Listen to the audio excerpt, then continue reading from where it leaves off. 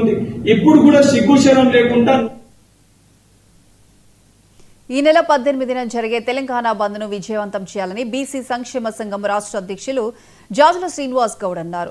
నాగోల్లోని మన ఆలోచన సాధన సమితి కార్యక్రమంలో నిర్వహించిన సమావేశంలో ఆయన పాల్గొన్నారు. బీసీలంతా ఐక్యంగా ఉండి పోరాడే సమయం ఆసన్నమైందని, ఈ బంద్ వ్యవస్థ మార్పు కోసం జరిగే బంద్ అని చెప్పారు. 42% బీసీ రిజర్వేషన్లు సాధించేంత వరకు విశ్రమించేది లేదన్నారు. మాధవరెడ్డి అనే ఒక రిజర్వేషన్ వ్యతిరేకున్నాడు బీసీలను అవమానించే పద్ధతిలో మాట్లాడు. రెడ్డిలు తిండి పెడితేనే బీసీలు బతుకుతున్నారు, రెడ్డిలు లేదే బీసీలు లేరని. ఇలా నిజంగా మాధవరెడ్డి గారు మీకు నిజంగా దమ్ము ధైర్యం ఉంటే ఇలా రెడ్డిలే బీసీ సమాజాన్ని సాత్తురంటే నిజాం కాలేజీలో మీటింగ్ పెడదామా, ఎల్బీ స్టేడియంలో పెడదామా, లేకపోతే సోమాజిగూడ ప్రెస్ క్లబ్లో పెడదామా, లేక ఇక్కడ మన ఆలోచన సాధన సమితి కార్యాలయానికి వస్తావా రా.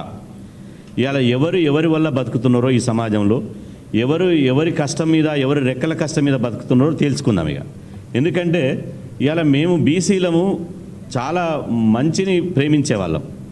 బీసీలు అంటేనే మంచికి మారిపోయారు. ఇవాళ 10 మందికి సాయం చేసి 10 మందికి తోడ్పాటు అందించేది బీసీ సమాజం.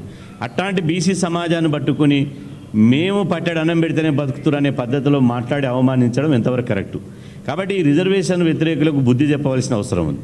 ఈ రిజర్వేషన్ వ్యతిరేకులకు బుద్ధి చెప్పకపోతే ఈ పిడికేడు శాతం లేని వాళ్ళు ఇప్పటికే 80 సంవత్సరాలుగా మా మీద ఆధిపత్యం చేసి మా నెత్తిన కూర్చొని మాకు చెడగోపం పెట్టేటువంటి కార్యక్రమం పెట్టిరు. కాబట్టి వీళ్ళను ఇలా బీసీలుగా మాకు ఎవరో ఇవాళ రాష్ట్రంలో స్పష్టంగా తెలిపోయింది. బీసీ రిజర్వేషన్ అడ్డుకుంటున్నది ఎవరు?